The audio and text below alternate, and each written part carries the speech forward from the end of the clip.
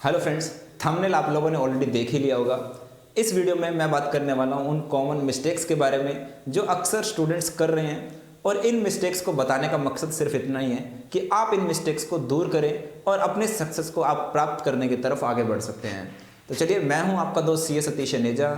हम अक्सर इस चैनल पर बात करते हैं अकाउंटेंट की वैकेंसी के बारे में, और मैंने यहाँ पर अभी कुछ वीडियोस बनाए हैं जहाँ पर मैंने बात करी है टीआरए की वैकेंसी और आपकी आरपीएससी जूनियर अकाउंटेंट की वैकेंसी के बारे में। अगर आपने नहीं देखा है तो यहाँ पर आप उन वीडियोस को जरूर से देखें। अब हम बात करते हैं एक एक करके उन मिस्टेक्स के बारे में।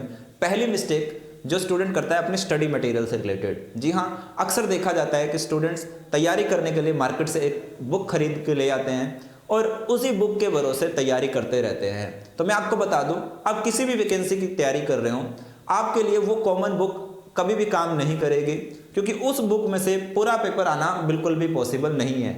क्योंकि इसके लिए कोर्ट्स की भी गाइडेंस है कि आप किसी गाइड में से पेपर नहीं बना सकते हैं। तो अक्सर ऐसा देखा गया कि स्टूडेंट्स ये मिस्टेक करता है, तो आप एक बुक के भरोसे अपनी तैयारी को नहीं कर सकते हैं। मिस्टेक नंबर 2, वो भी स्टडी मटेरियल से रिलेटेड है। अक्सर देखा गया है कि स्टूडेंट पीडीएफ के लिए आजकल भागते हैं और हर टीचर से पीडीएफ की डिमांड करते हैं, और ऑनलाइन एजुकेशन के काम में तो पीडीएफ की रिक्वायरमेंट और ज़्यादा बढ़ गई है। तो यहाँ पर स्टूडेंट्स ये मिस्टेक बिल्कुल ना करें। पीडीएफ लेते भी हैं तो आप हैंड रिटन, हैंड नोट्स बनाने की प्रैक्टिस जरूर करें, क्योंकि जब भी आप हाथ से लिखते हैं तो उससे आपको साथ साथ याद होता है और आपकी कंसेप्चुअल नॉलेज भी बढ़ती है। तो आपको ये मिस्टेक बिल्कुल नहीं करनी है। आपको अपने हाथ से लिखने की आदत को बनाना है, और जब भी आप फेस टू फेस तैयारी करते थे तो आप हाथ से ज़्यादा लिखते थे और उसका रिजल्ट भी आने के चांसेस रहते थे। तो आपको ये मिस्टेक से बचना है। मिस्टेक नंबर 3 की जब मैं बात करता हूँ, वो भी आपके स्टडी मटेरियल से रिलेटेड है। अक्सर देखा जा रहा है कि स्टूडेंट मैक्सिमम टाइम इधर नोट्स और पीडीएफ इकट्ठा करने में ही लगाते हैं। डिफरेंट टेलीग्राम चैनल्स पर जाकर, वेबसाइट्स पर जाकर वो पीडीएफ्स डाउनलोड करते हैं और उनको इकट्ठा कर देते हैं, और जब तक सैकड़ों हजारों पीडीएफ हो जाती हैं बट तैयारी नहीं करते हैं। नोट्स इकट्ठा करने में ही उनका समय सारा चला जाता है। तो आपको ये मिस्टेक भी नहीं करनी है। किसी जो भी आपका रिक्वायर्ड स्टडी मटेरियल है उसको आप इकट्ठा कर लें पहले, और उसको आप पढ़ें। ज़्यादा स्टडी मटेरियल इकट्ठा करने से आप कंफ्यूज ही होंगे। तो ये मिस्टेक आपको नहीं करनी है। अगर आप ये मिस्टेक नहीं करेंगे तो सक्सेस के चांसेस बढ़ जाएंगे। अब हम बात करते हैं आपकी प्रैक्टिस से रिलेटेड मिस्टेक।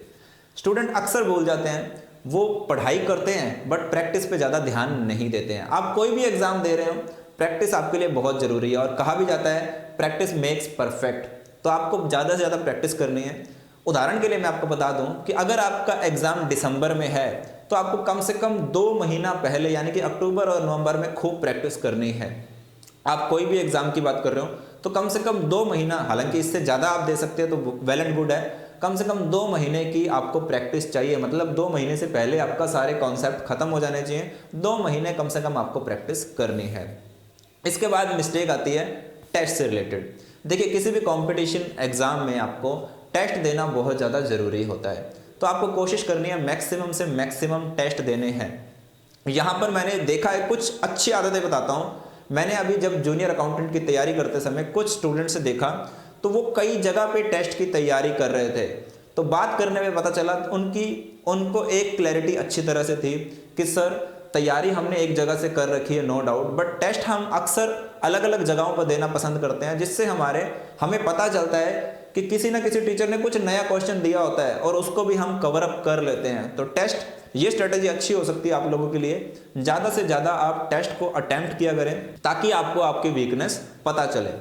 उसके अलावा जब मैं बात करता हूँ कुछ और प्रॉब्लम्स की, तो यहाँ पर ऐसा देखा जाता है कि आप लोग जब भी किसी टीचर के पास तैयारी करते हैं, चाहे आप मेरे पास कर रहे हैं, किसी और टीचर के पास भी तैयारी कर रहे हैं, तो आप अक्सर उस कोचिंग के भरोसे, उस टीचर के भरोसे पूरे डिपेंडेंट हो जाते हैं। तो यहाँ पर एक चीज़ समझनी चाहिए, मैं अपने स्टूडेंट्स को भी और सभी को बता देना चाहता हूँ, और मैंने अक्सर बोला भी है, जब भी टीचर पढ़ाता है वो अपना एक बेस्ट एस्टिमेट लेकर पढ़ाता है। अगर मान लीजिए आप ग्रेजुएशन लेवल का पूरा सिलेबस है उस वैकेंसी में, तो उस वैकेंसी में जब ग्रेजुएशन लेवल का सिलेबस है तो 5 साल का सिलेबस है, +1 +2 और वो 3 सालों का। तो आपको क्या लगता है 3 महीने में या 4 महीने के उस कोर्स में पर्टिकुलर में वो 5 सालों का सिलेबस हो सकता है? नहीं। टीचर कोशिश करता है एक बेस्ट जजमेंट लेकर, जो क्वेश्चंस बनने हैं, जो कॉन्सेप्ट एग्जाम ओरिएंटेड है, टीचर उसको करवाने की पूरी कोशिश करता है। पर एज ए स्टूडेंट आपकी पूरी रिस्पॉन्सिबिलिटी है आपको पूरा का पूरा सिलेबस करना है, आपको पूरा का पूरा कॉन्सेप्ट करके जाना चाहिए। ये समझ आपको होनी चाहिए, क्योंकि एग्जामिनर कहीं से भी क्वेश्चन पूछ सकता है। टीचर अपनी जगह पूरी मेहनत करता है आपके लिए बेस्ट कॉन्सेप्ट लाने की, बेस्ट पेपर बनाने की, हाँ कि इसमें से पेपर पूछा जाएगा, और वो भी पास्ट ईयर एक बेसिस को ध्यान में रखकर ही पेपर बनाता है। चाहे मैं हूँ चाहे कोई भी टीचर होता है, बट आपको ध्यान रखना है कि आपको सेफ रहकर पूरा का पूरा एग्जाम का सिलेबस करके जाना है। तो इस मिस्टेक को भी अवॉइड करके आप अपनी तैयारी को बेस्ट बना सकते हैं। बात करते हैं कुछ और मिस्टेक्स की। स्टूडेंट्स अपना मैक्सिमम टाइम आजकल सोशल मीडिया पे रहता है, तो वहाँ पर वो सबसे बड़ी मिस्टेक ये करता है कि उसको पता भी नहीं चलता उसका मैक्सिमम टाइम चला जाता है। ऐसा देखा जा रहा है कि आजकल टेलीग्राम पे बहुत सारे ग्रुप बन जाते हैं, वहाँ पर वो लोग एक दूसरे को सिखाने के चक्कर में अपना सारा दिन वहाँ चले जाते हैं, और सारा दिन आपके जो नोटिफिकेशन आते हैं आपका ध्यान, आपका कॉन्सेंट्रेशन उसी तरफ रहता है। तो आप उन टेलीग्राम ग्रुप्स को अवॉइड कर सकते हैं जहाँ पर आपका ज़्यादा से ज़्यादा समय जाता है। अब बात करते हैं कुछ और मिस्टेक्स की। तो यहाँ पर एक मिस्टेक और जो कॉमन देखी जाती है वो होता है, मैंने पी और टी तो बता दिया, यानी कि प्रैक्टिस और टेस्ट के बारे में तो आपको बता दिया। अब बात रहती है सी, जो मैं अक्सर अपने स्टूडेंट्स को बताता हूँ, कॉन्सेप्ट, प्रैक्टिस एंड टेस्ट। तो यहाँ पर होता क्या है, देखा जाता है कि स्टूडेंट कॉन्सेप्ट को तो समझते ही नहीं है, वो क्वेश्चंस की प्रैक्टिस करना शुरू कर देते हैं किसी भी स्टडी मटेरियल के साथ में। तो मैं आपको बता दूं, कॉन्सेप्ट करना सबसे पहली प्रायोरिटी है। एक एग्जाम्पल के थ्रू मैं आपको बताता हूँ। आज से 4 से 5 साल पहले जब मैं दिल्ली में था, तो किसी स्टूडेंट के लिए उसके रिलेटिव के साथ में बाजीराव गया था, जो आपको पता ही होगा IAS की तैयारी के लिए माना जाता है। तो उन्होंने एक ही बात कही थी कि जब भी स्टूडेंट तैयारी करना चाहता है वो 6 से लेकर 12 तक के पहले अपनी बुक्स पढ़कर आए, उन बुक्स को समझ कर आए, फिर वो यहाँ पर एडमिशन ले। तो आपको ये समझना जरूरी है कि आपको सबसे पहले अपने कॉन्सेप्ट क्लियर करने हैं, उसके बाद आप कंपटीशन के लिए एलिजिबल होते हैं। जब आपके कॉन्सेप्ट ही क्लियर नहीं है तो आप कंपटीशन के लिए एलिजिबल नहीं होते हैं। अब बात करते हैं एक और मिस्टेक की, यानी कि यहाँ पर बात कर रहे हैं रिवीजन की। स्टूडेंट रिवीजन के लिए प्लानिंग ही नहीं करता है, यानी कि एग्जाम से पहले आपको रिवीजन के लिए पूरी की पूरी प्लानिंग करके रखनी होती है कि जब आपके एग्जाम आ जाएंगे तो लास्ट 15 डेज में आप क्या करोगे, उसकी तैयारी आपको करके चलनी चाहिए। इसी के अभाव में आपके सिलेक्शन के चक्कर में रुक जाता है, क्योंकि लास्ट में आपके पास इतना सारा सिलेबस होता है करने के लिए और आपको समझ में नहीं आता कि मुझे अब इन कॉन्सेप्ट्स को कैसे रिवाइज करना है। तो आपको अपनी रिवीजन की प्लानिंग करनी है। लास्ट में मैं आपको एक चीज़ और बता देता हूँ कि आपको जब भी आप पढ़ाई कर रहे हैं, जब भी आप क्लासेस अटेम्प्ट कर रहे हैं, तो आपको शॉर्ट नोट्स ज़रूर बनाने हैं।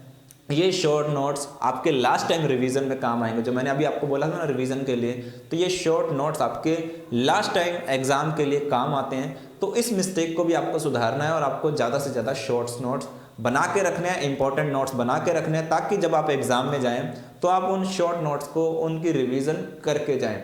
तो यहाँ पर मैंने आपको अपनी तरफ से कुछ इनपुट देने की कोशिश की। आप इन मिस्टेक्स को सुधार लेंगे तो आप देखेंगे कि अपनी परफॉर्मेंस आप कहाँ लेके जाते हैं। तो इसी तरह के वीडियोस के लिए, इंटरेस्टिंग बातों के लिए आप मेरे इस चैनल को सब्सक्राइब कीजिएगा, क्योंकि मैं अभी आप लोगों के लिए संवाद कॉन्सेप्ट लेकर आ रहा हूँ, जहाँ पर हम बात करेंगे आप इससे रिलेटेड क्या क्या आप गलतियाँ करते हैं और किन चीज़ों को आप सुधार कर अपनी परफॉर्मेंस को बढ़ा सकते हैं। तो मिलते हैं नेक्स्ट वीडियो में, तब तक के लिए टेक केयर, बाय बाय। और अगर आपने वो RPSC वाला वीडियो नहीं देखा है तो आप RPSC वाला वीडियो देख सकते हैं। Take care.